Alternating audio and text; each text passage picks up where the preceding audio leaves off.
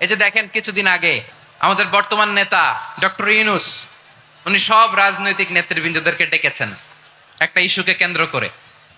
তার মানে গোটা বাংলাদেশ এক হয়ে গিয়েছে।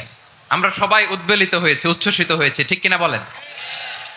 রাজনৈতিক নেতাদেরকে ডেকেছেন উনি, আমরা এক হয়েছি। এরপরে ধর্মীয় অঙ্গনের যে লিডাররা, বিভিন্ন ধর্মের, শুধু মুসলিম না, সবাইকে ডেকেছেন, আমরা ঐক্যবদ্ধ হয়েছি। এটাকে বলে ন্যাশনাল ইউনিটি, জাতীয় ঐক্য।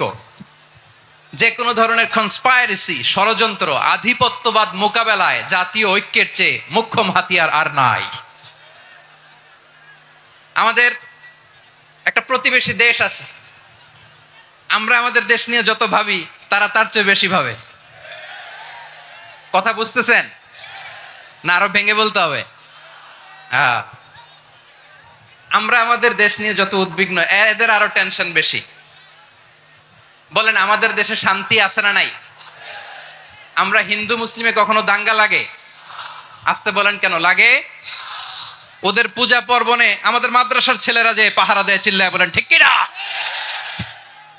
আমাদের তাফসির মাহফিলের সময় ওরা ডিস্টার্ব করেন, ঢোল বাজায় না।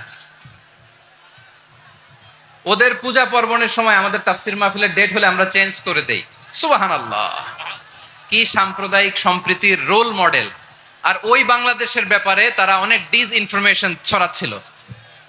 ভারতের অনেকগুলো গণমাধ্যম, আমি জেনারেলাইজ করব না, আমাদের প্রতিবেশী দেশের সব গণমাধ্যমকে আমি দোষ দিতে চাই না, অনেকগুলো গণমাধ্যম তারা ডিস ইনফরমেশন শেয়ার করেছে। ডিস ইনফরমেশন আর মিস ইনফরমেশনের পার্থক্য আছে। মিস ইনফরমেশন না জেনে ভুল বুঝে একটা মিথ্যা বা ভুল তথ্য ছড়িয়ে দেয়া, এটার ক্ষমা আছে, এটার কি আছে? আর ডিস ইনফরমেশন মানে ইচ্ছা করে, প্ল্যান করে, ম্যাপ করে, ছক এঁকে মিথ্যা, গুজব, রটনা সোশ্যাল মিডিয়ায় ছড়ানো, এটার ক্ষমা আছে?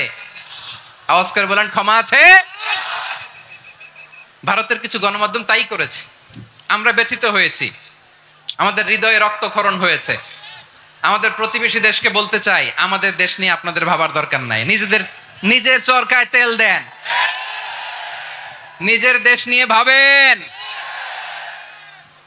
গত মাসের ভয়েস অফ আমেরিকার রিপোর্ট, বাংলাদেশে সংখ্যালঘু জনগোষ্ঠী আগের চেয়ে বেশি নিরাপত্তা পাচ্ছে। Report voice of America, Muslim report নাকি?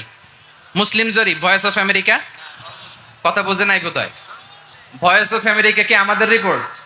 না, ভয়েস অফ আমেরিকার জরিপ, বাংলাদেশের সংখ্যালঘু জনগোষ্ঠী আগের চেয়ে ভালো নিরাপত্তা পাচ্ছে। শুধু এখানেই শেষ না, মাইক্রোসফটের একটা জরিপ শোনাই আপনাদেরকে। তারা সারা পৃথিবীতে গুজব, ভুয়া আর মিথ্যা নিউজ ছড়ানোতে কোন দেশ সেরা একটা রিপোর্ট করেছে। এর মধ্যে 1 নম্বরে এসেছে ভারতের নাম। মাইক্রোসফট তো মুসলমানরা চালায় না? কথা বোঝে নাই বোধহয়। প্রতিবেশী দেশকে বলবো, আপনারা নিজের চরকায় তেল দেন, আপনারাও শান্তিতে থাকেন, আমাদেরকেও শান্তিতে থাকতে দেন। সব চেঞ্জ করা যায়, প্রতিবেশী চেঞ্জ করা যায় না। আমাদের ল্যান্ড তাদের ল্যান্ড, পাশাপাশি। আমরা চাই তারাও সুখে থাক, আমরাও সুখে থাকি, ঠিক কিনা? কিন্তু প্রতিবেশী হলে বন্ধুত্বপূর্ণ আচরণ করতে হয়। প্রতিবেশী যদি বন্ধু না হয়ে প্রভু হতে চায়, এরকম দানব প্রতিবেশী কেউ চায় না। ভারত যদি বন্ধুত্ব উপহার দেয়, আমরাও বন্ধুত্ব দিব, কি বলেন? তারা যদি বন্ধু সুলভ আচরণ করে, আমরাও বন্ধুত্ব উপহার দেব। কারণ আমাদের পররাষ্ট্র নীতি হচ্ছে সবার সাথে বন্ধুত্ব, কারোর সাথে বৈরিতা নয়। আলহামদুলিল্লাহ বলেন, কত চমৎকার পলিসি আমাদের।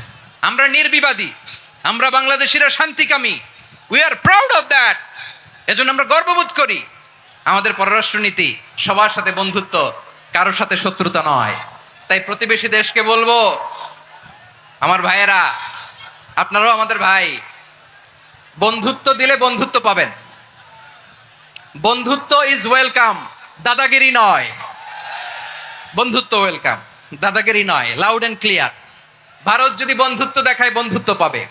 কিন্তু ভারত যদি বাংলাদেশে আধিপত্যবাদ বিস্তার করতে চায়, বাংলাদেশের 18 কোটি জনগণ সেটা রুখে দেবে। ভারত যদি গৌর গোবিন্দের ভূমিকায় নামতে চায়, দেশের 18 কোটি মুসলমান শাহজালালের ভূমিকায় নামবে।